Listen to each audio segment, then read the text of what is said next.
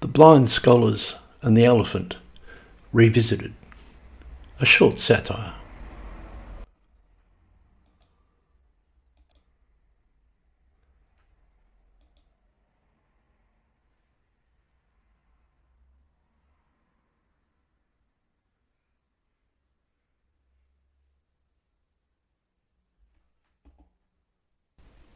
What we have here, Constable Curry was thinking to himself, is a case of the blind scholars and the elephant.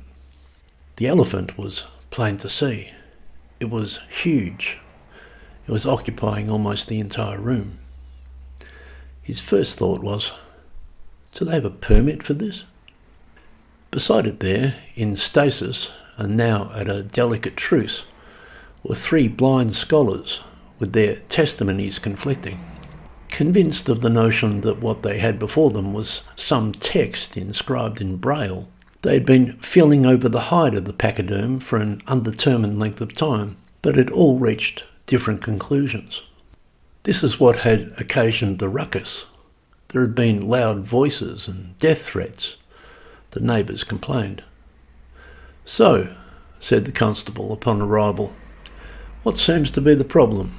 His standard opener.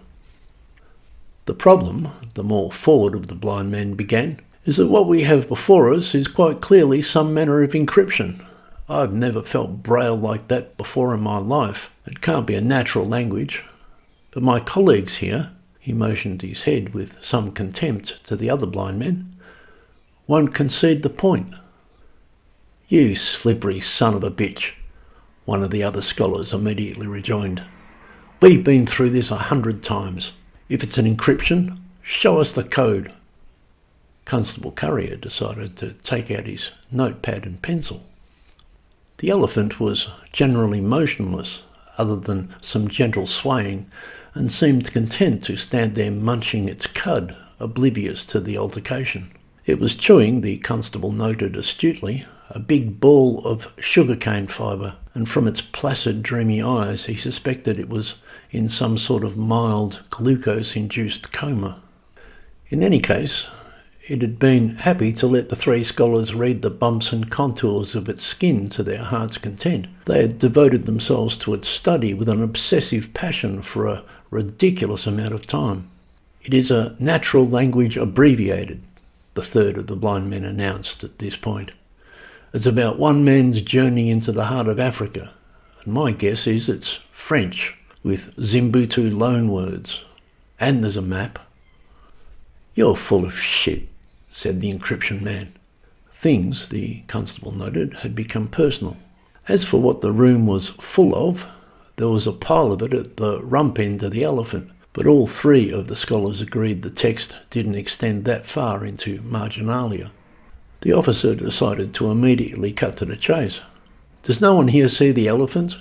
he asked, as his opening volley. It was an insensitive question. You do not ask the sight-impaired what they can and cannot see.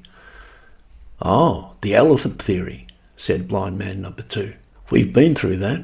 That was discredited long ago." "I see," said the constable. Another insensitive remark. He looked at the elephant and then at the scholars and felt obliged to say, "Perhaps it's a theory worth revisiting." The first scholar looked offended by the suggestion. "You stick to your field, officer, and we'll stick to ours. You're not a textual analyst." Things had become heated when blind man number 2 claimed that he could generate a very similar text just by rubbing sandpaper over sheets of old leather, and that it must therefore be a hoax. "No known text in Braille feels quite like that," he had declared. "It lacks all lexical and semantic coherence." The others insisted the text was full of what they described as strangely organic patterns. At one stage, someone suggested it could be Chinese, or Sanskrit. They were at loggerheads anyway, and their points of difference were so profound they could barely stand being in the same room together, never mind a room almost entirely occupied by a gigantic quadruped. "I found a very narrow piece of text with some very, very unusual Braille," one of them said, as if it had been a shocking discovery. The constable looked at the elephant again. It didn't mind. It was standing as still as a wall covered in braille inscriptions. "All the same," said Currier, "this matter seems to be disturbing the peace." Ignoring this plea, the scholars were more intent on convincing the officer of the merits of their respective positions. All attempts to convince each other only ended in strife and acrimony. The minute Currier arrived, he became the focus of validation. "According to my hypothesis," the first blind man said, "you have to feel it backwards. That's the secret." "You're backwards," sniped one of the others, not missing the chance for a cheap insult. They were as cantankerous as three arrogant know-it-alls who can't see the elephant in the room, as the saying goes. To make matters worse, blind man number 3 was Belgian, hence the French with Zimbutu loanwords hypothesis. They were giddy with confirmation bias, all three of them. One man's jot was another man's tittle. "My fingertips don't deceive me," was their common defence. Given the impasse, the constable made a more strategic suggestion. "What if," he said, "some of you study one side of the elephant and the others can go around and study the other side?" Yes, said blind man number 2. "We've already established that there's text A and text B." The others nodded. True, there are in fact 2 texts, A and B. "I see," said Currier again. Another faux pas. He was, however, curious. "But," he said, "none of you have actually translated any of this text, have you? A or B?" The scholars looked sheepish. There was a long pause. Very long. "Not a word, have you?" he added. "How long have you been doing this, and you haven't translated a single word?" He was fairly confident this would be the case because he could see the elephant. "Well, no, not yet," the Belgian admitted, "but I do have a list of what are possibly nouns or subjunctives. Can't be sure." "Listen to him," said blind man number 2.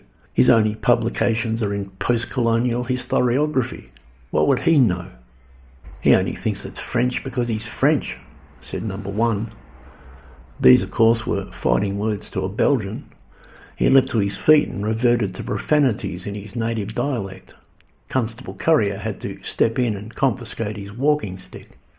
"I still think," Currier said after restoring calm, "that the problem here is you can't see the elephant." The elephant seemed to turn its head slightly and look sideways when he said this, as if to say, "Yeah."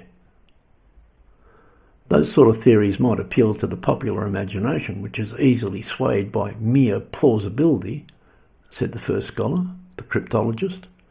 "But please, officer, don't treat us as gullible." "Right," said the officer, suitably chastised.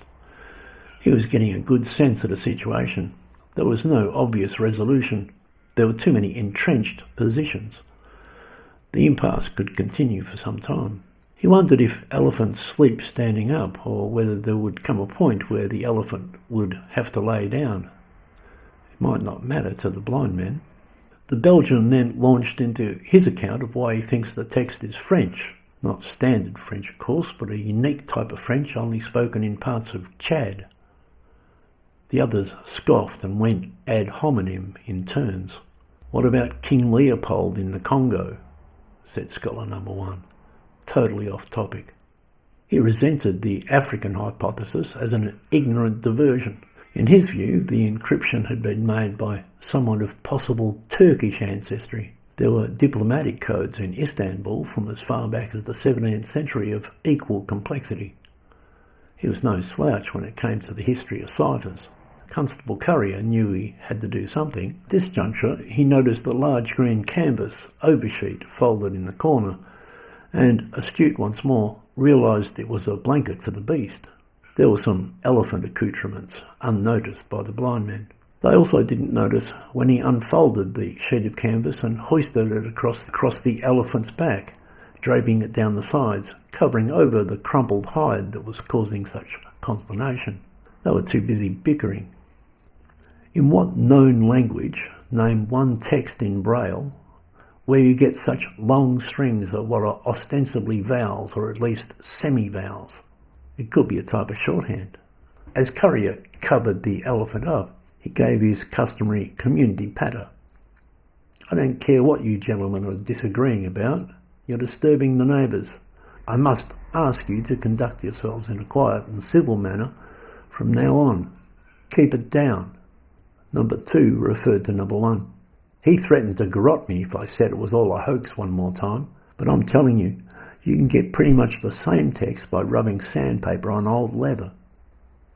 "You prick," spat number 1, reaching for his walking stick. As everyone knows, cryptologists are quick to see red. Currier took control. "I'm confiscating all the walking sticks, and there'll be no more death threats. Is that clear?" He raised his voice to an authoritative pitch. The 3 blind scholars eventually agreed. "Good," said Currier. That was the best outcome he could hope for. The truce was unlikely to hold, though. There was an elephant in the room, plus 3 blind scholastic egos with something to prove. It was never going to go well. Currier decided to leave the question of the permit for another day. The elephant was content and warm. It was now clad in its big green blanket. As it munched and drooled on its ball of sugarcane fibre, it seemed serenely indifferent to everything but the sweet juices of life. The constable, turning jolly, wished the bickering threesome a good evening as he left, and urged upon them consideration of others. One day, he thought, the elephant was going to let out an almighty trumpet, ending the whole charade, and all their theories would come crashing down. After this interlude, the quest among the blind scholars resumed. The elephant only shuffled slightly, shifting its weight, but otherwise stood there solid, chewing in its big-eared reverie. "Right," said the first blind scholar, the most forward of them, turning again to the elephant. "Back to the text."